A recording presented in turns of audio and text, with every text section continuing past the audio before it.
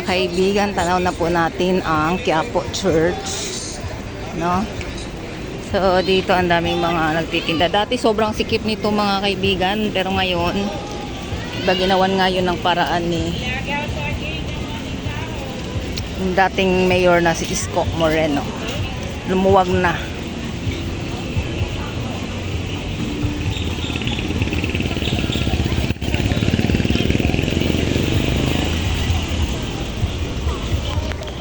At the fall of the priest or lay minister, please be guided accordingly.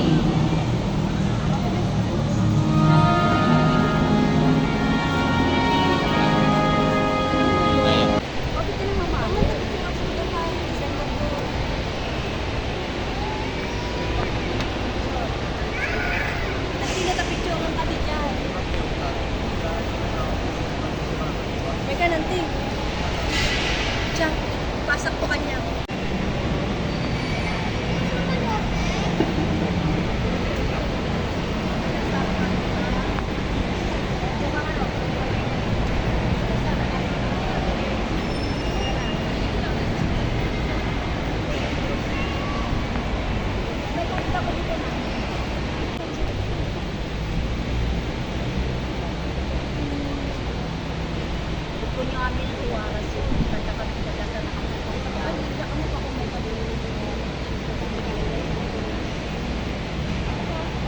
Bana ni Jesus Nazareno.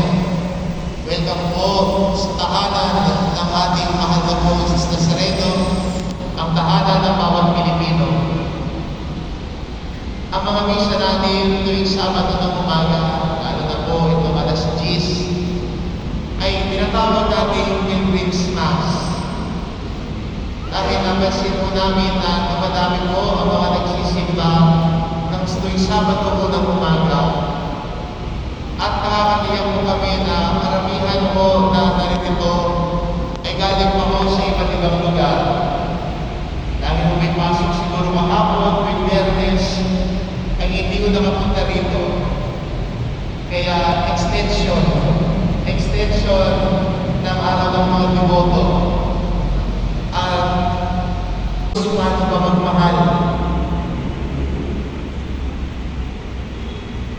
At tinuro sa atin ni Jesus ang tao nagmamahal, nagiging masunurin, nag-aalay ng sarili, kahit buhay ang ialay. Di ba minsan ang nanay sa kanyang anak kung nagkakasakit, sinasabi na lang niya sa kanyang dasal, Panginoon, pwede bang palit na lang kami? Ako na lang yung magkasakit, pagtubo yung anak mo. Gusto niyang ialay ang sarili niyang buhay para yung anak niya ay magbuhay at maging maginhawa ang buhay. At hindi ba yun din ang ginawa ni Jesus para sa atin?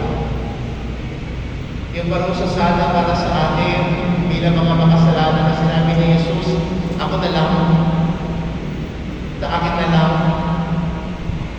nilalatag ko ang sarili ko, nilalatag ko ang buhay